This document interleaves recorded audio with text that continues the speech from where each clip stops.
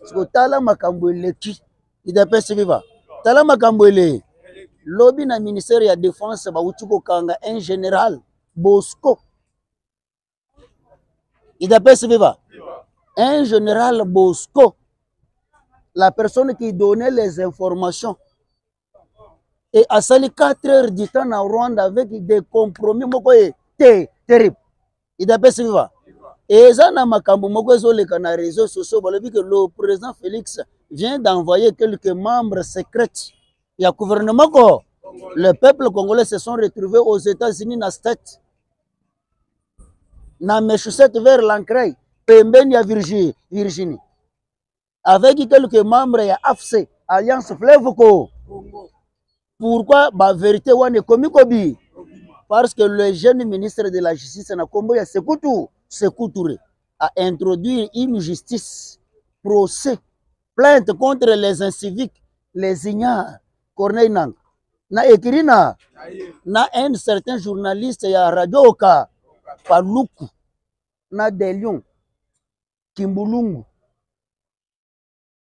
Biso organise que ce sont des journalistes ya Radio Oka. Ils ont gagné le vrai membre ya M23. Ouais. Maintenant, lorsque Baye, et pourtant je vous dis ceci, le président de la République a télémis tout droit que il n'y aura jamais négociation entre la personne qui a tué le peuple Congo. Il y a un moment qui Sultan Makengo a salé qui déclare que le M23 et AFC, tozo bunda pour la cause juste. Batune des causes juste en années, c'est de faire quand même que le Rwandais ou Balobaka Kenya Rwanda. Est-ce que depuis les 425 détenus à la République démocratique de Kenya Rwanda le Bamakana Congo? Kenya Rwanda le Bamakana Congo. Mais voilà comment Sultan Makengo a vu que les Congolais Kenya Rwanda qui parlent Kenya Rwanda. Tozo lité de base à la quand même respecter na Congo. Ni le sans effet na Congo na. Parce que banani bako sala biloko wana. Ndeko nangai. Na affaire na ministère ya défense. Boyoka lorsque Jean-Pierre Mbemba il a na ba fuite d'information ya directeur ya cabinet. Ya monsieur Jean-Pierre Mbemba ko Nzokande c'est le général major Rwanda Bosco.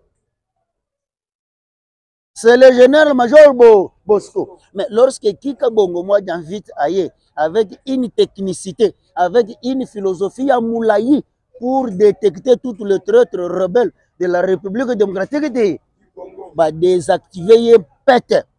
Lobby ezalaki na interrogatoire moko boye terrible na niveau ya de miap. Vérité bimagate salinini. Vérité bimagate salinini. Mais je vous informe.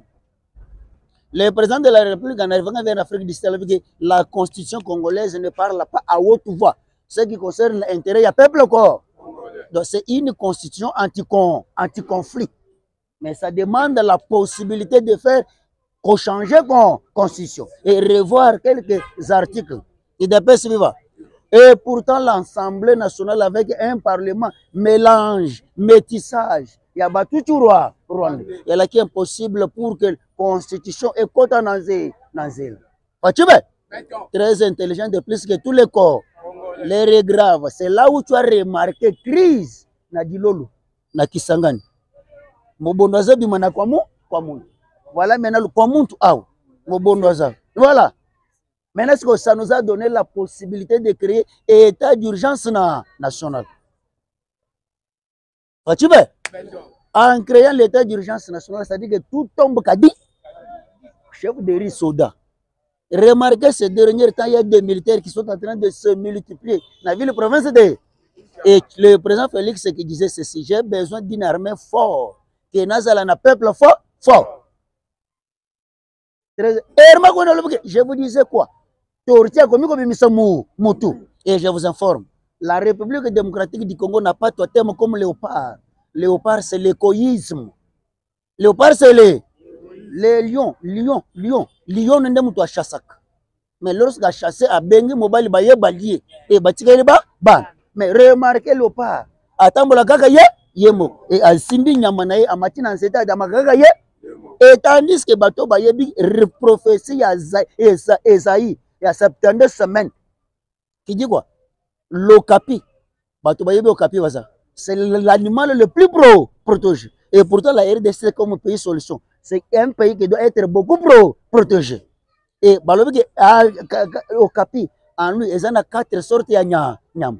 Kingu Moulaï, Nzoto Yabou, Nzoto Yabou, Nzoto Yabou. Donc, en République démocratique du Congo, il y a 4 langues nationales.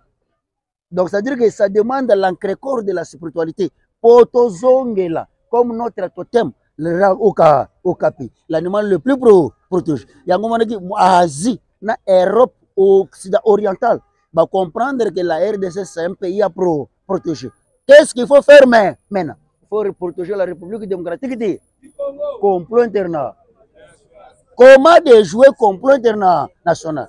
Maintenant, nous devons y aller dans le processus d'état d'urgence national. Voilà, maintenant, il y a une réunion, il y a un conseil de sécurité. Et les cas ça a commencé de 23h30 jusqu'à 3h du matin. Là où le chef de l'État a brandi courage, détermination d'un jeune Sékou Touré. Mais c'est Costa Mouta.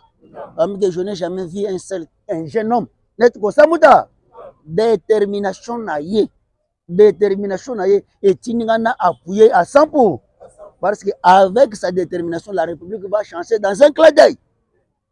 Dans un clin d'œil. La justice élève une. Mais la justice congolaise est toujours balbutiante. Justice et coopération. Maintenant, pour que tout comme on a standing, qu'est-ce qu'il faut? Ça demande état d'urgence national. Parce qu'il y a un état d'urgence national. Et le président de la République a soulevé l'époque, a soulevé le preuve. La province a tout. Aujourd'hui, je vous informe que l'Itour a commis un pourcentage, rétrocession. Et l'Itour est en train de contribuer à la budget national. Et à l'époque, c'était le grand Katanga Jekamine. Oh, il y a 80% de budget national. Mais aujourd'hui, ça a changé. Ittour, beaucoup de une rébellion, beaucoup de déjà une guerre, tuerie. Il y a plusieurs ans. Mais lorsque Bacheka un gouverneur militaire na Kombo, il y a Djubo, il y a Johnny Gacha. Voilà comment aujourd'hui Ittour est en train de se développer. Et bon, le fait que Bazo Sala Banzela na ndenge moko ya kosagana. Bazana aide ou take mupaya aide na bangomo moko. Et ça nous a donné l'occasion de créer. Il y a comme que M. Vital Kamerhe, en comprenant l'atmosphère, il a anticipé le 21 avec le Congrès américain pour faire une échappatoire. Mais tu sais que se fait un imbécile pour tromper les airs. Et nous devons comprendre. Fatime, l'objet qui va combattre que vous devez comprendre. Un directeur du cabinet des chefs de l'État qui dit ceci. Et pourtant, à Outakiap, l'Agence nationale de promotion de l'industrie. Et le type en question n'a jamais fait une promotion pour les industries en République démocratique. Et le type en question a fait une promotion des industries en Rwanda. Si aujourd'hui il y a une relation, coopération, il y a la République, il y a Comores, c'est M. Anthony Kizo Kimole. Je vous dis que Kimole, fréquentant Est, que Kimole, c'est l'une des villages à Rwanda. Mais comment toi tu peux prendre le Congo, il y a village à Brazzaville, tandis que tu es Congolais? Ngana tangi komo mutu. Ngana bika to meka bato amayele bazaba meka ko sosolo momu muke. Et pourtant le grand défaut il y a République démocratique du Congo tout ça intelligent mais tout ça kana ba titre académique. Parce qu'il y a une grande différence entre l'intelligence et le titre académique. Mais notre problème tout ça kana ba titre académique mais ce qui concerne l'intelligence c'est parce que je n'ai jamais vu un homme de science en train de décortiquer l'article 4, l'article 57 et l'article 217 de la Constitution. Les gens comme un homme de science. J'ai posé la question à Mike Moukebaye en tant que député et député professeur. Dis-nous la pensée, l'idée, secret, l'esprit qui accompagne l'article 217. Et Mike Moukebaye a Tikana Bimanan. Ozolo le obi yoko felaka na prison parce que les sous-hommes incapables de prendre une idée complot international. Il appelle ça vivre complot international.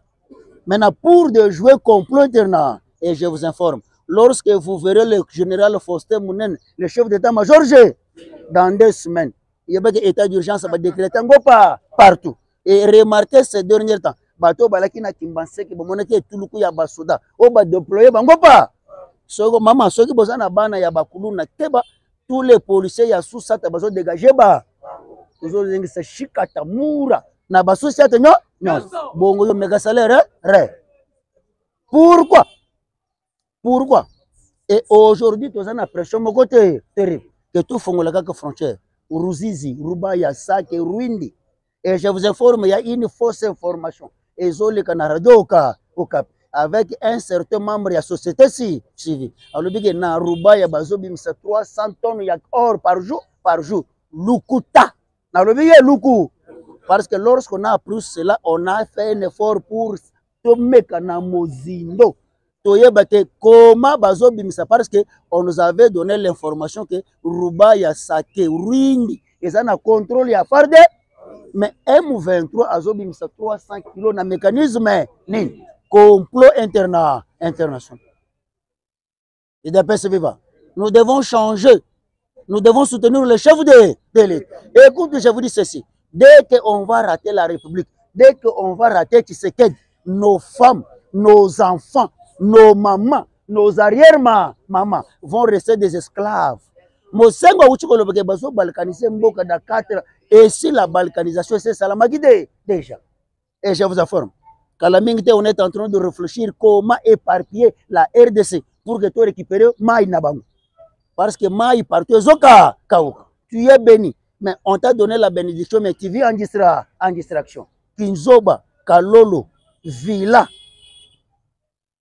Yoko komba masanga villa mutu avandi na cheval boye longetali nasi. Donc ça veut dire que tu n'as rien à s'intéresser à la nation. C'est pourquoi Tshisekedi est en train de souffrir. Il dépasse vivant. Et complot international est outil na musika ya ngomona ki mutu moko boye babenga ke secrétaire général ya IDPS à sali matinée mais matinée na yera raté. Chef de l'état bengi que tu vois, tu es devenu incapable de réunir les combattants de Basanzio. Maintenant, ça l'est fort que Obima avec tout honneur. Sinon, ces gens-là, bazo, yo qui so. Et le type en question, langage est changé. Langage est changé. Si vous avez un secrétaire, vous accompagné avec 4 fédéraux. Il n'a pas besoin de prendre des décisions. Yemo. Makambo est changé. Et d'après ce viva. Il se passe viva. On a regretté que les combattants, il y a des personnes jusqu'à présent, nous avons maîtrisé le statut, il y a des personnes. Chose grave.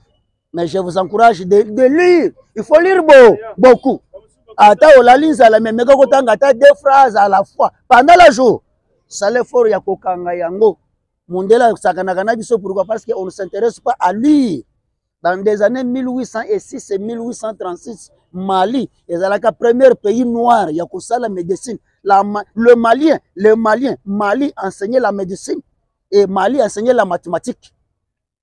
Et lorsque dans les années 1832 à 1846, lorsque l'Europe a commencé à fréquenter Mali, va comprendre que vraiment, bazoyi ba connaissance na biso. Le Mali a commencé à kobomba ba connaissance na saya mabe.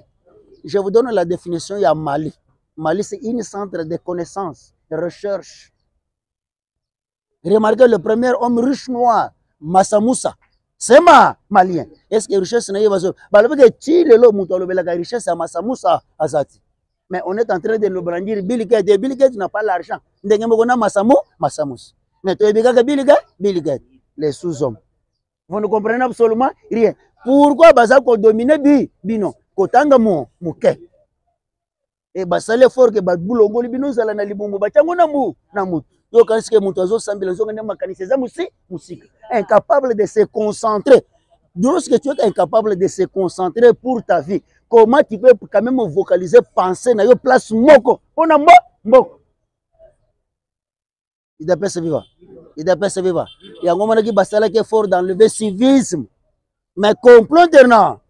Comment de jouer complot international? Ah, Herman Cohen.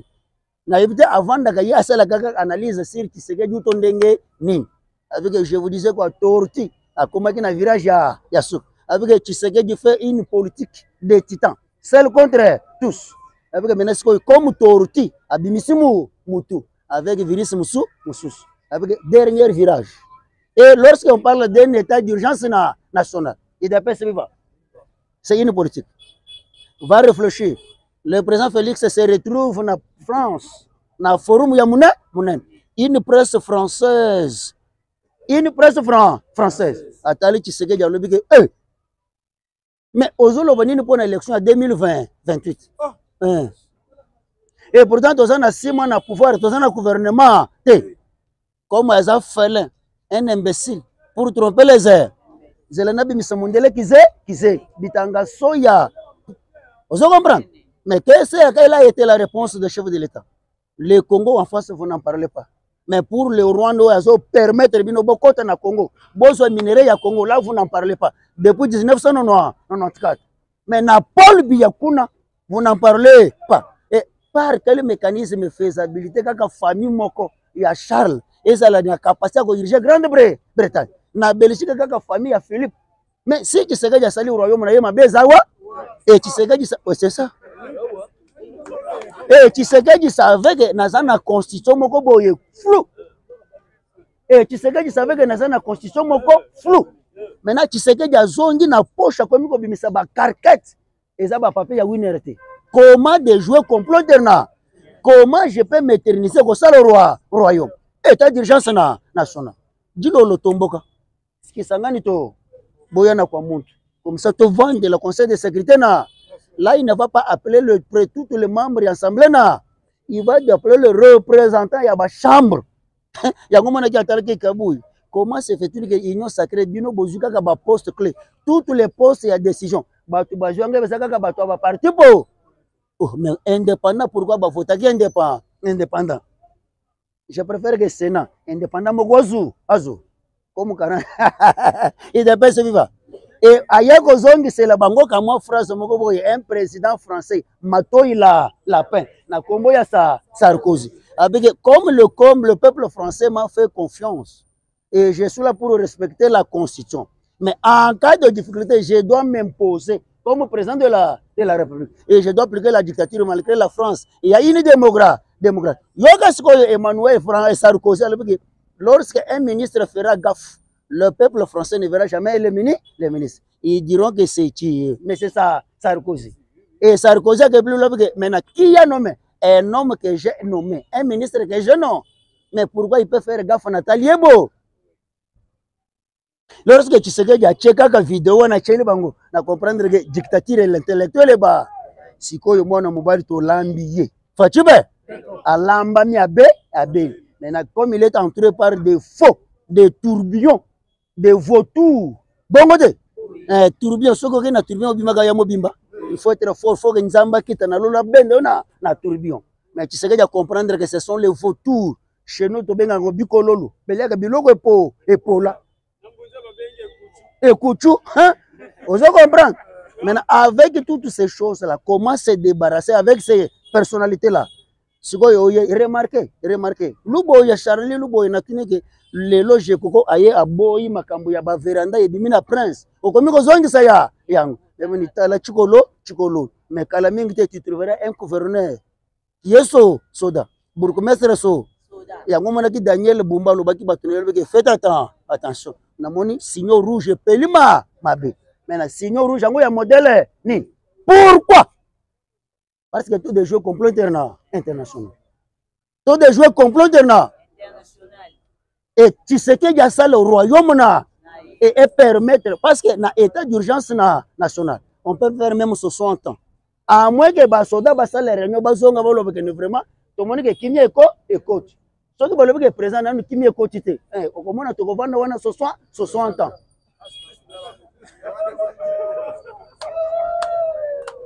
Mais papa, c'est une philosophie au royaume.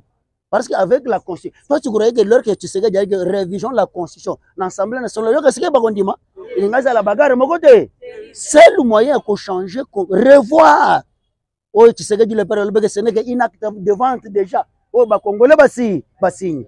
Et pourtant, tu signes acte de vente, on a besoin de sous la bénédiction. Il y a M. Antoine qui sait que son âme repose en désordre. Bo signé kaka na loko kota na kati na ko changer kizenga koti na kati ya masolo ba komi ko maseka matam ezalaki ya ko kite bandi ko ma abosa nike na yebisi ba congolais que dès que je vais m'introduire na processus je dois changer beaucoup de choses à saler le côté na ndenga kufika ka boy Tu ne jamais comment un livre d'or. Et pourtant, on comprendre que Ebembe c'est un livre d'or. Il d'après ce vivant. Il d'après ce vivant. Complot international. Complot international. Comment déjouer complot international et comment faire au royaume Tshisekedi. Il y a un vrai Congo. Vous le savez qu'en 1960, la Belgique a trompé le frère Katanga. On a chassé les Kassaïens. Et pourtant, en 1960, il y avait des Kassaïens et des Rwandais dans Lubumba. C'est la Belgique qui est allée chercher ces personnalités-là. Parce que Bazana Makas, il y a Moussa. Mais comment toujours, même aux Belges, les Kassaïens vont vous dominer? Et nos frères Kassaïens et Kakatangé moins intelligents, ils n'ont pas compris. Mais comment se fait-il que Tata Oyo Moutoyel, ils sont Kassaïens na babé, Azo l'acception que Kassaïens mais Atiki ba Rwandais. C'est le Rwandais qui c'est la complot international. Complot international. Et voilà ce qui est arrivé, ils ont utilisé Mobutu. Et c'est Mobutu qui a tué Moïse Tchombe. Le père est Dominique Mounongo, c'est Moïse qui a tombé. Qui a Mobutu qui a tué. Moïse et Kouchou, Moïse et ceux qui Kangwe, c'est Mobutu qui a tué. Et après ça, le même Belge a dit que les Kassaïens vont vous dominer. Babengani ba Kassaï, batiki barwa, de provenance source ya ba provenance, ya ba Kabulo mona Kabu, François Kabulo mona de Ekas. De provenance ya ba Kabulo mona, yango mona ki apese ministère mobimbo ya sport, ye makasi na kaka ko maîtriser ba kombo ya ba joueur na ba journaliste, na bambu. Mais ce qui concerne l'administration sportive, c'est na Didier Boudimbo qui n'est pas sportif, Moutou Alela Babac, on dirait des fois, à l'équier. Il est pèse viva. Fachiba. On se comprendre. Complot international. Complot international. Comment on va réfléchir pour de jouer complot international? Ah, il faut revenir bandana djulolo, na chopo. Ah, on a comment? Il y a un moment qui bazar na réunion. Lobby décision est que pour réussir de jouer complot international. Et les gouverneurs civils ont échoué leur mission. Il faut travailler avec le gouverneur. Prenons l'exemple des tours avec Denis Lubo Yangacha. Communauté internationale mobile qui peut le caisse. Et jusqu'à présent, il ne maîtrise absolument rien. Nombre de soldats, on va déboulonner le système. Parce que le mécanisme déboulonner le. Il y a un moment qui que ceux qui n'ont pas de sentiment, il y a Kinois, il y a Mikobos. Na tembo 6500 francs. Et je vous informe, ils ont comme 10 000 francs. Binobo meli masanga bokoyo. Soto melakate vers il y a 1000 francs. Fatube. Oui, mais la kaka tombe, ils ont peso système, ils ont peso cirrhose de foie. Puis ils ont la formule na kati. Ozongi pe oliepe to soso na formule na kati. Ozoto talaka bande libumo poche vie. Kendo boto total yoka kasi. Complot international. Fachibe. Politique ça lengi mais les regrets grave. Ya les regrets. Maintenant comment de jouer pour tout zonga na era normal. Parce que Algérie, Congo tozana bato mayele te tozaka na bato basana ba titre académique. La première personne Kodempo 24 master. Mais incapable de gérer ville province de la bénédiction richesse Kodempo ya tikali biso. Fulu pas. Hey, pasteur 24 mois très intelligent à bas titre. Mais pas avec une intelligence que fait que tu vivre makambu solo. Voilà comment la République est en train de souffrir. C'est là où Tshisekedi a raisonné de travailler avec les ignorants. Pas-tu bien? Le président de la République a pris décision hier de travailler avec les ignorants. Parce qu'on a grand, il y a ignorant. Parce qu'un ignorant, tu peux l'apprendre, il devient très très intelligent. Pas-tu bien? Tout ça la concentrer côté. Un ignorant, tu peux l'apprendre, il devient très très intelligent. Il y a une grande différence avec un ignorant et un ignare. Un ignare, tu peux l'apprendre 10 000 fois. Tu lui poses 2 fois 2 égale combien avec égale 6665. Et pourtant, un ignorant, tu peux l'apprendre à manipuler Mutuka. Comme ça, la Babylone, on a Mutuka, voilà, nous les ignorants, on est là. C'est pourquoi nous disons, Président Félix, faites attention.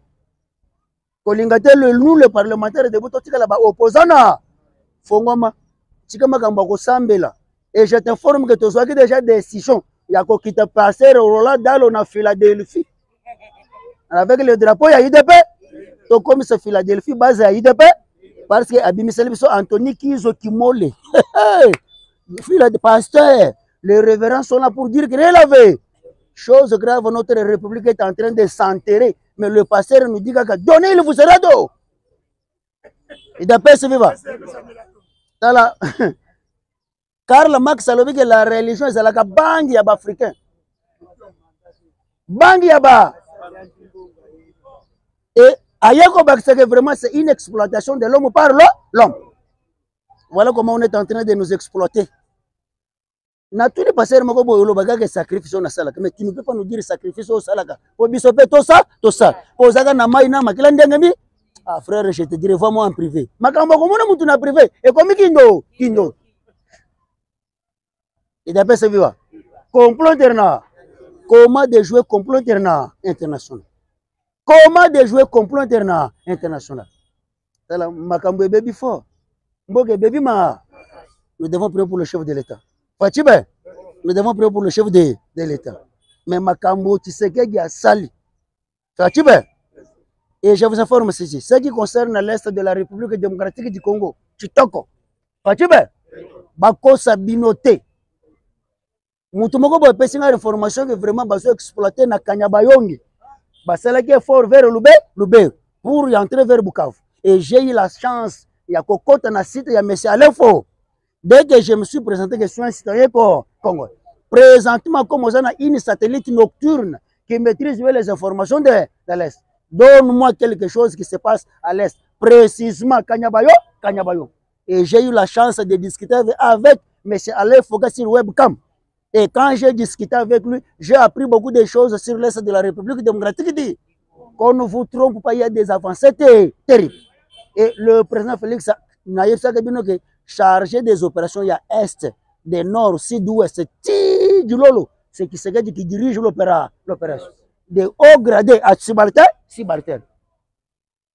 Et chose grave, comme Sibato. Tshisekedi a eu du nombre de soldats à Est mobile. Et que Tshisekedi est en train de donner des commandements militaires comme un paracommando.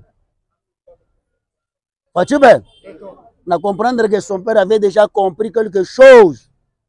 Il est quoi? Tous les journalistes,